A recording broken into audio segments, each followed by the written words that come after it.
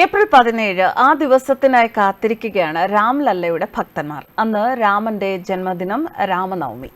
പ്രാണപ്രതിഷ്ഠയ്ക്ക് ശേഷമുള്ള ആദ്യത്തെ രാമനവമിയാണ്. അന്നേ ദിവസം നടക്കുന്ന സൂര്യാഭിഷേകം. അത് ഒരു അനുഭവമായിരിക്കും.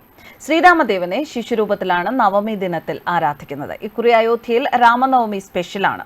അന്ന് സൂര്യരശ്മികൾ വിഗ്രഹത്തിന്റെ നെറ്റിത്തടത്തിൽ വീഴുന്ന അപൂർവ കാഴ്ചയ്ക്കാണ് രാമക്ഷേത്രം സാക്ഷ്യം വഹിക്കുക.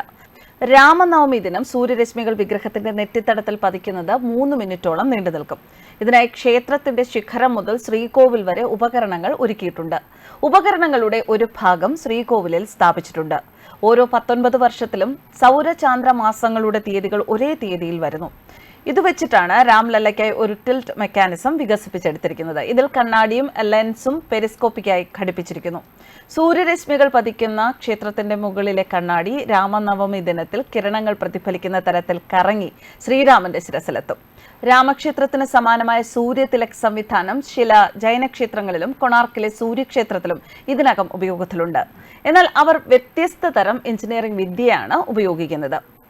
മഹാവിഷ്ണുവിന്റെ 7ാമത്തെ അവതാരമാണ് ശ്രീരാമൻ. ചൈത്രമാസത്തിലെ വെളുത്ത പക്ഷത്തിലെ നവമി ദിനമായതിനാൽ ചൈത്ര നവമി എന്നും രാമനവമി അറിയപ്പെടുന്നുണ്ട്. ഈ ദിവസം ഹിന്ദുമത വിശ്വാസികൾ ഉപവാസം അനുഷ്ഠിക്കുന്നു, അല്ലെങ്കിൽ നരകശിക്ഷ ലഭിക്കും എന്നാണ് വിശ്വാസം.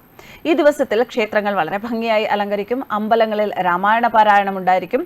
രാമന്റെയും സീതയുടെയും ചെറിയ മൂർത്തികൾ ഉപയോഗിച്ച് നടത്തുന്ന കല്യാണോത്സവം എന്ന ചടങ്ങ് വീടുകളിൽ നടത്തപ്പെടുന്നു.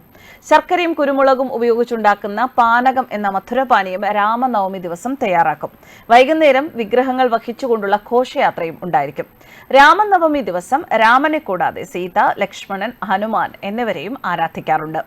രാവിലെ സൂര്യവന്ദനത്തിൽ നിന്ന് വേണം ഈ ദിവസങ്ങൾ തുടങ്ങാൻ.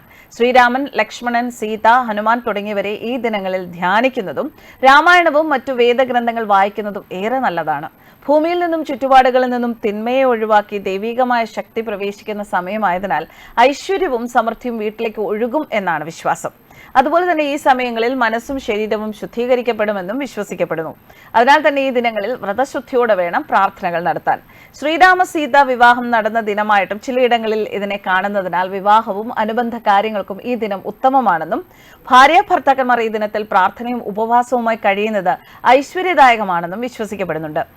കേരളം ഒഴികെയുള്ള ദക്ഷിണേന്ത്യൻ സംസ്ഥാനങ്ങളിൽ സീതാദേവിയുമായുള്ള ഭഗവാന്റെ വിവാഹ ദിവസമായും രാമനവമി കണക്കാക്കപ്പെടുന്നു. അതിനാൽ അന്നേ ദിവസം അതിനോട് അനുബന്ധിച്ച് തിരുക്കല്യാണ മഹോത്സവവും നടത്താറുണ്ട്. ഇന്ത്യയിലെ എല്ലാ പ്രധാന ശ്രീരാമ ക്ഷേത്രങ്ങളിലും ഈ ദിവസം വളരെയധികം വിശേഷമായിട്ടാണ് കൊണ്ടാടുന്നത്.